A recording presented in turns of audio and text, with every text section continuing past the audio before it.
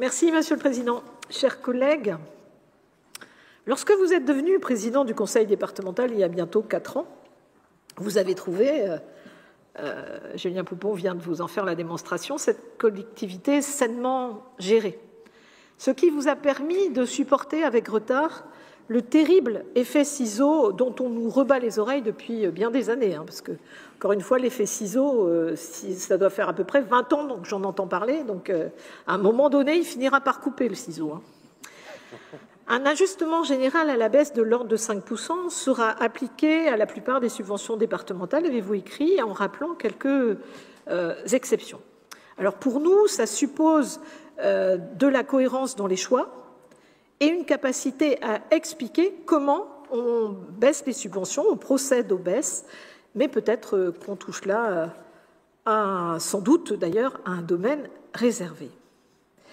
Vous avez ou vous développez des arguments pour préserver certains acteurs, et encore une fois, on ne peut que appuyer cette politique. Et alors, il se trouve que cette séance plénière est suivie d'une commission permanente qui est la deuxième commission permanente de l'année qui va nous permettre d'exécuter le budget. Alors, comme vous nous soupçonnez parfois pour certains d'entre vous de ne pas lire les dossiers, je vous retournerai la même, mais en tous les cas, nous, on les lit, les dossiers, et on découvre, au détour de la commission permanente à venir, qu'une association qui s'appelle l'ADEPAP 29 et qui vise à promouvoir l'accès aux droits des personnes qui ont eu un parcours de protection de l'enfance en participant et qui participent notamment à leur insertion socio-économique se voit infliger en tous les cas une baisse de 5%, alors que j'avais compris que dans le secteur médico-social, la protection de l'enfance, ça n'allait pas être le cas.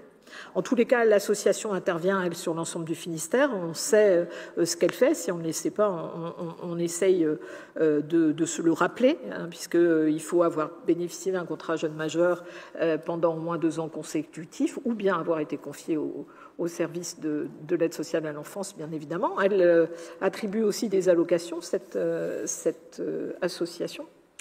Et donc, vous comprendrez bien l'étonnement de nos collègues lorsqu'une réponse à la question de la baisse de subventions a été apportée lundi en commission, parce qu'elle est tout bonnement surréaliste. Donc 5%, moins 5% à l'ADEPAP, donc en charge de l'accompagnement des majeurs, des personnes devenues majeures et qui ont été suivies par la protection de l'enfance. Il faut que l'association soit plus visible pour les publics concernés. On parle ici de majeurs qui ont été accueillis en foyer ou en famille d'accueil, qui ne bénéficient pas d'un environnement familial et matériel serein, qui travaillent tout en restant dans la précarité, qui sont inquiets pour leur avenir, mais aussi d'ailleurs simplement parfois pour manger, visibles, vous avez dit, visibles pour ceux que l'on oublie, visibles pour des jeunes trop souvent à la rue, trop souvent en grande pauvreté. Décidément, votre visibilité n'est pas la nôtre.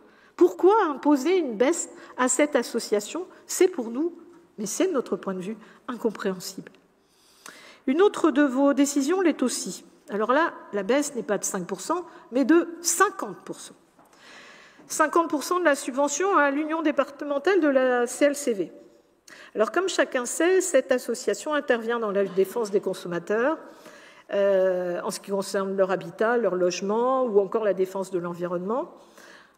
On voit bien, c'est que des sujets faciles qui ne nécessitent pas d'expertise et qui ne font appel à aucune compétence spécifique, bien sûr.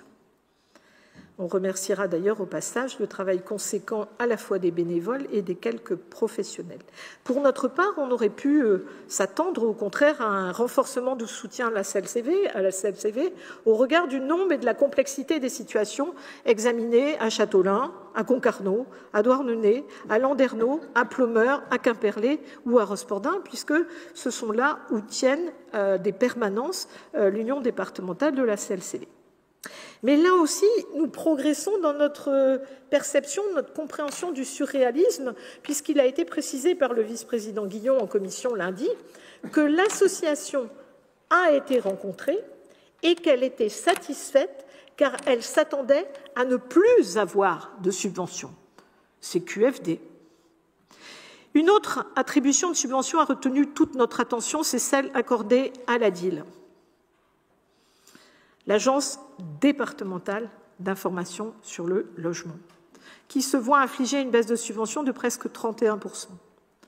L'ADIL exerce, comme vous le savez tous, une mission d'intérêt général qui consiste à informer le public sur toutes les questions touchant au logement et à l'habitat, avec une information bien évidemment qui se veut à la fois neutre, gratuite et personnalisée, et qui repose surtout sur une compétence juridique et financière confirmée. Et donc, en prenant le compte-rendu du Conseil d'administration du 23 janvier dernier, on a d'ailleurs pu voir les chiffres de 2024 qui s'établissent à plus de 12 000 consultations, et que ces chiffres sont bien sûr liés, et c'était l'objet d'échanges au Conseil d'administration, aux effectifs de la structure, puisqu'on peut vouloir accueillir des dizaines de milliers de Finistériens qui en auraient peut-être besoin, mais en tous les cas, ça ne sera pas possible, puisque c'est lié bien évidemment au nombre de personnes qui assurent ces missions de service public. La recherche d'économie l'année dernière a déjà produit ses effets. Elle a d'ailleurs été facilitée par le départ d'une juriste, ce qui facilite sans doute pas, ou ce qui amène plutôt une pression sur l'équipe qui n'en a été que plus forte. Et un quotidien titré il y a quelques semaines, un quotidien bien connu dans notre département, « Le mal-logement gagne du terrain et on n'a pas les moyens de lutter ». Il y avait là un témoignage d'un agent, d'un salarié de l'ADIL. La crise du logement se fait durement sentir et vous faites le choix de supprimer des moyens à une agence départementale. C'est quoi la logique?